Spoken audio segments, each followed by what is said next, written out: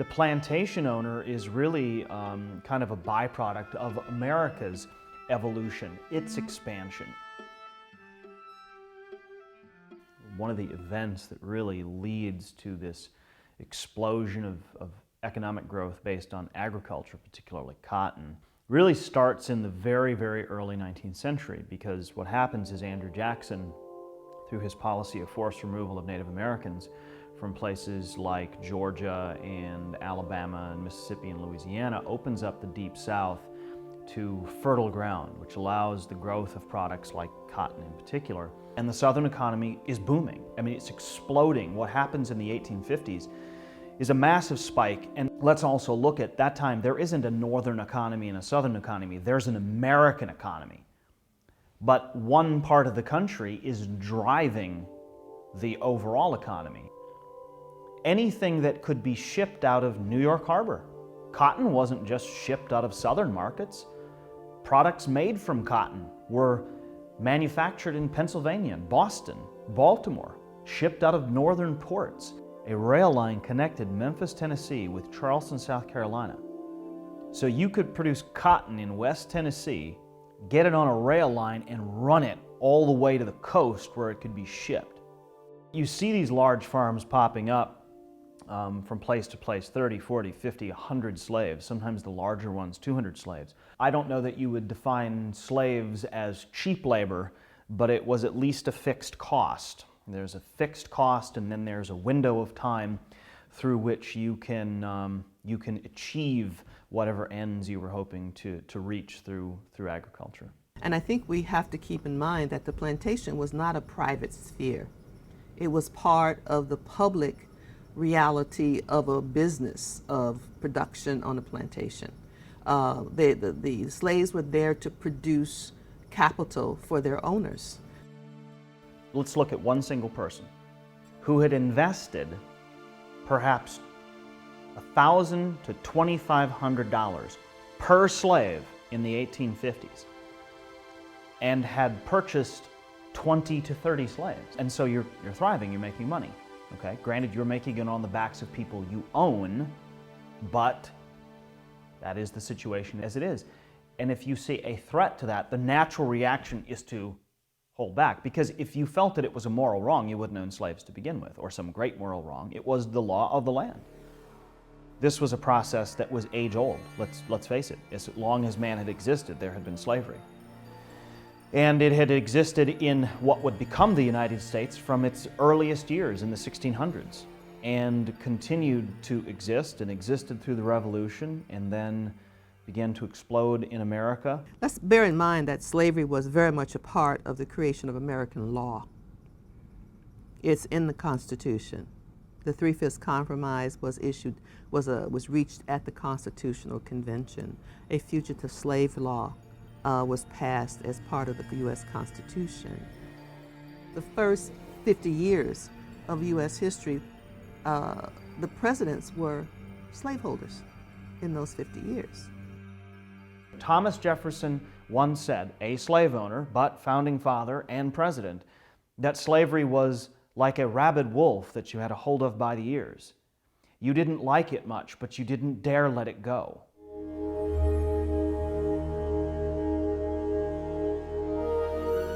I think that it would be a denial of just practical thought that someone who was enslaved did not wish or perhaps want for something else, particularly freedom. But part of the human condition is to want to be free. I think everyone is born and doesn't want to have, whether it's literal shackles or the shackles of a dictator. Everyone wants to be able to largely live your life the way that you see fit. In the midst of this harsh system, people had to live.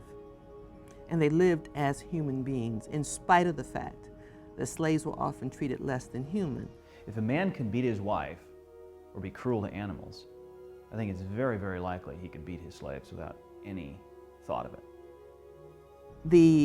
The killing of a slave was rarely punished in any court in the South in those years. A man could do what he wanted with his slaves. There's a myth about the house slaves' lives being better than the field slaves. It was not appreciably better than the field slaves. Yes, there were some advantages to being out of the sun, but being close to the mistresses and the masters could also result in a great deal of physical violence directed at slaves. The plantation was a place of submission, and you could pretty much almost stay alive if you submitted, but that was even not a guarantee. The infractions of the rules could be very slight, and it could bring harsh treatment. A man who had visited a plantation in South Carolina wrote about arriving at this luxurious farm with the tree-lined drive, and he could hear the slaves singing gospel songs. Beyond a ridge, he couldn't even see them, but he said there must have been quite a team singing gospel music as they worked. And he said it was the oddest experience to hear this lovely sound emanating from a group of people who had no rights. And I think you begin to see, especially with song and music, a way to get through. It was one of the few things that when there was the off time, the downtime, that you could enjoy. And the family culture, even though marriage is not legal, there was a family setting. Man and woman existing largely as husband and wife, raising children, just within the context of slavery.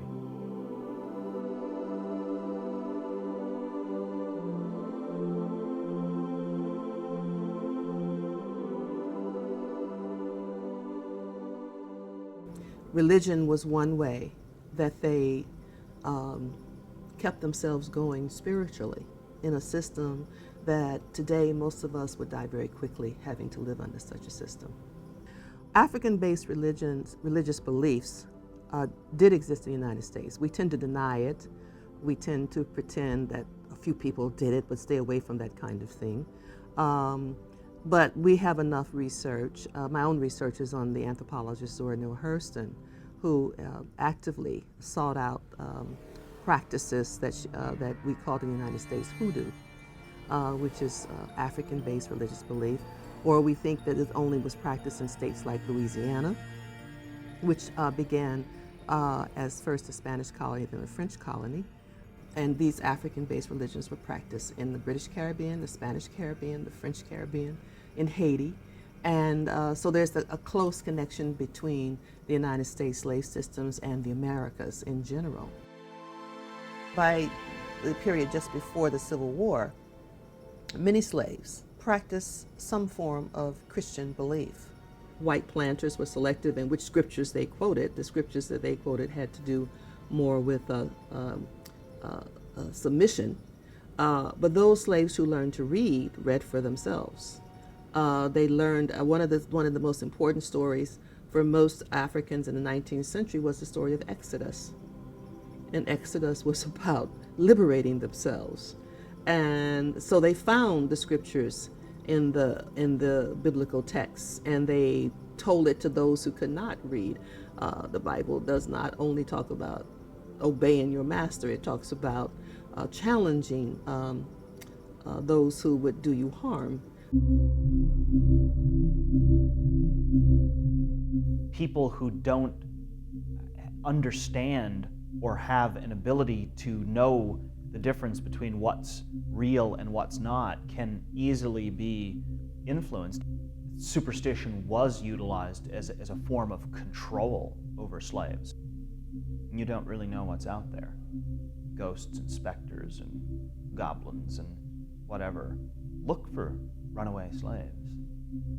Then there's the reality of what was out there for runaways, escapees, people trying to break away.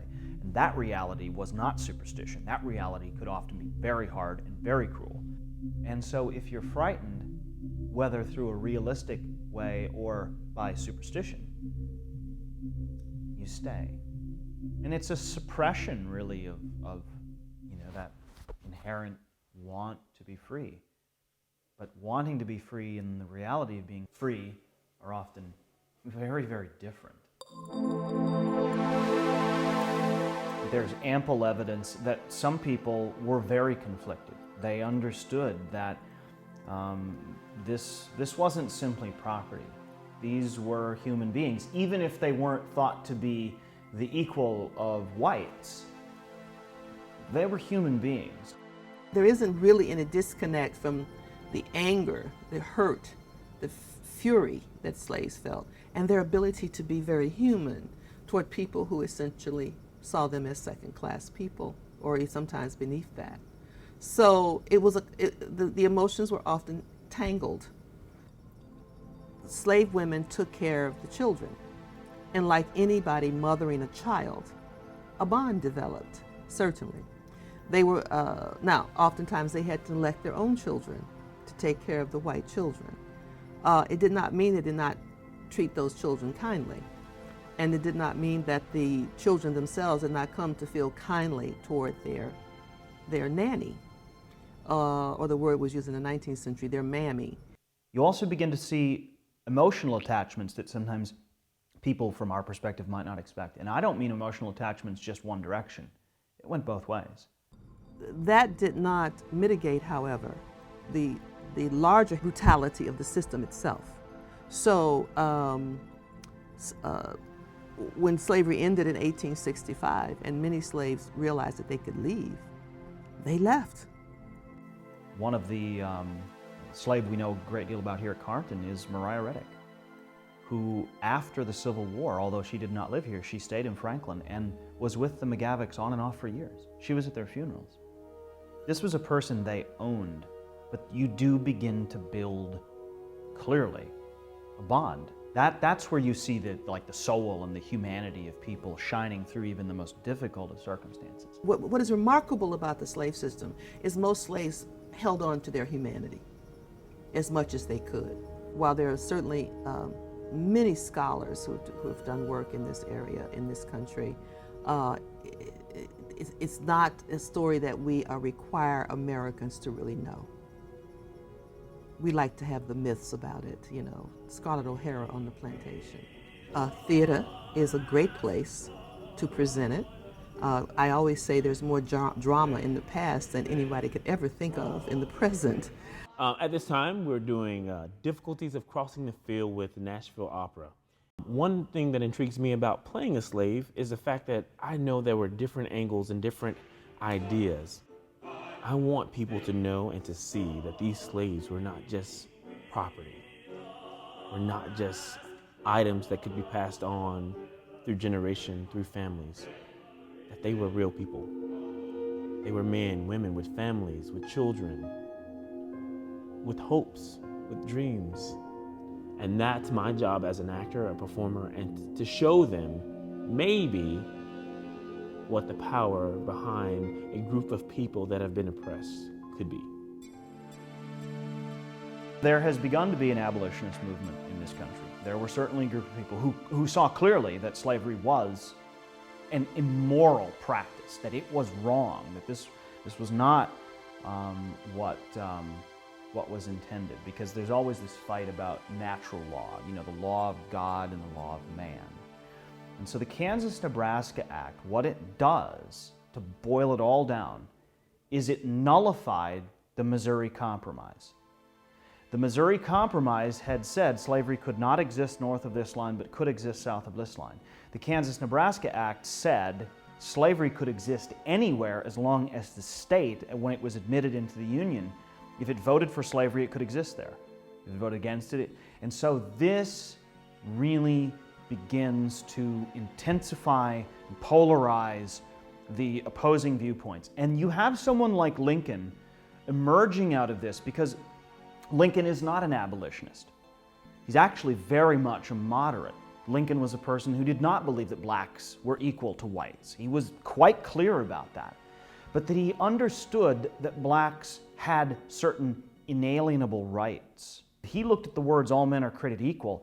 He took that to be literal, that it meant what it said. Even if you weren't equal in the letter of the law, you were equal in God's eyes. And that's his sort of general approach. And he saw the Kansas-Nebraska Act as something that would tear the country to shreds. And the southern states after Lincoln's election begin to secede. Secession was a very ambiguous idea, not clearly defined as yes or no in the Constitution. But the tragedy is not the secession movement. It's that America had a problem it could never resolve. And it had to be a war. It had to be a war.